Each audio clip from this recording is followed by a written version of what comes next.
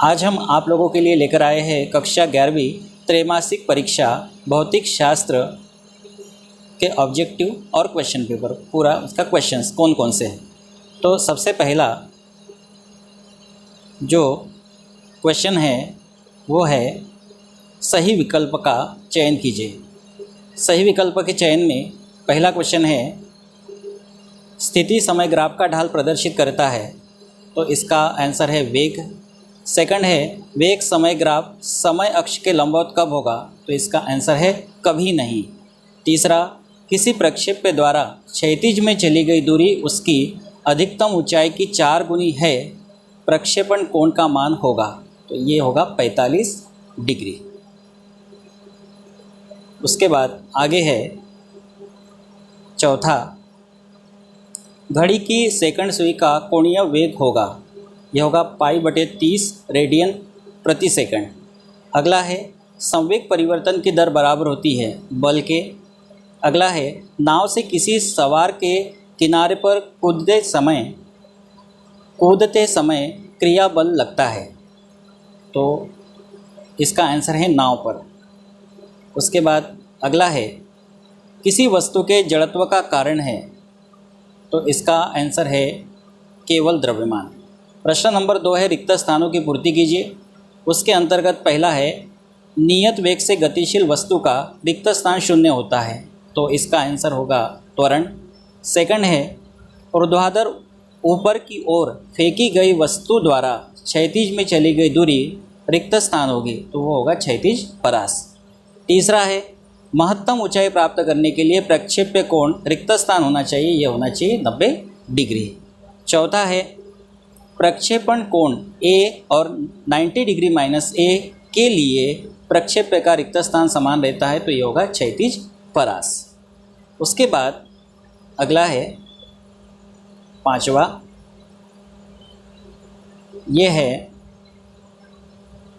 यदि किसी निकाय पर कोई बाह्य बल न लगाया जाए तो उसका रिक्त स्थान नियत रहता है, तो रिक्त स्थान में आएगा रैखिक संवेग। छठा है रॉकेट नोदन रिक्त स्थान पर आधारित है, रैखिक संवेग संरक्षण के सिद्धांत पर आधारित है ये, तो रिक्त स्थान में आएगा रैखिक संवेग संरक्षण का सिद्धांत। लास्ट रिक्त स्थान है घर्षण द्वारा किया गया कार्य रिक्त स्थान होता है, तो ये होता है ऋणात्मक। प्रश्न नंबर 3 है एक वाक्य में उत्तर दीजिए। एक शब्द में या एक वाक्य में दे सकते हैं। तो इसका पहला है एक वस्तु को ऊर्ध्वाधर ऊपर की ओर फेंकने पर वह 8 सेकंड बाद पुनः हाथों में आ जाती है, अधिकतम ऊंचाई तक पहुंचने में लगा समय बताइए, ये होगा 8 सेकंड। दूसरा है वेग समय ग्राफ VT ग्राफ के अंतर्गत आने वाला क्षेत्रफल क्या व्यक्त करता है, तो ये व्यक्त करता है VT ग्राफ में आने वाला क्षेत्र वस्तु के विस्थापन के बराबर होता है। तीसरा है शून्य सदिश किसे कहते हैं, तो हम कहते हैं कि वह सदिश जिसका परिमाण शून्य हो उसे शून्य सदिश कहते हैं। अगला है किसी सदिश A की दिशा में एकांक सदिश लिखिए, तो यह होगा A बराबर A सदिश अपॉन मॉड ऑफ A सदिश। अगला है पानी पर तैरते हुए m द्रव्यमान के एक कारक पर नेट बल का मान कितना होगा, ये होगा 0। अगला है संवेग का एसआई मात्रक, यह है किलोग्राम मीटर प्रति सेकंड। अगला है यदि कोई मशीन 10 सेकंड में 10 जूल कार्य करे तो उसकी शक्ति कितने वाट होगी, तो इसका आंसर है 1 वाट, या आप लिख सकते 1 जूल पर सेकंड। और उसके बाद है सही जोड़ी मिलाकर लिखिए। उसके अंतर्गत पहली है प्रकाश वर्ष की विमा। प्रकाश वर्ष दूरी का मात्रक है, दूरी का संबंध लंबाई से है, तो इसके जो जोड़ी होगी वो होगी m0 l t0, यानी बी ऑप्शन। उसके बाद आवृत्ति का मात्रक,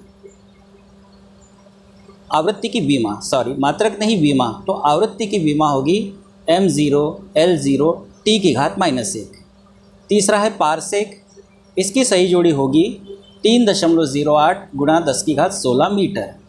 चौथा है एंगस्ट्रॉम, इसका मीटर में मान होता है 10⁻−10 मीटर। अगला है आपेक्षिक घनत्व, जहाँ पर भी आपेक्षिक शब्द आ जाए वो विमाहीन राशि होती है, उसका कोई मात्रक नहीं होता, तो मात्रक नहीं होता तो उसका विमीय सूत्र भी नहीं होगा, और लिखना है तो उसको लिखेंगे m0 l0 t0। आपेक्षिक जहाँ भी शब्द आता है, जैसे आपेक्षिक घनत्व दो घनत्वों का अनुपात होगा। अगला है खगोलीय मात्रक, तो इसका मान होगा 1.496 गुणा 10⁻11 मीटर।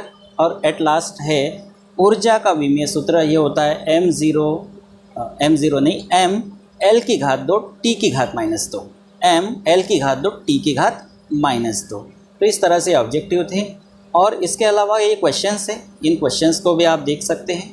इन क्वेश्चंस को भी आप बहुत बढ़िया तरीके से तैयार कर लीजिए, ताकि आने वाली जो अर्धवार्षिक परीक्षा है और उसके बाद जो वार्षिक परीक्षा है उसकी तैयारी आपकी बहुत अच्छे से हो सके।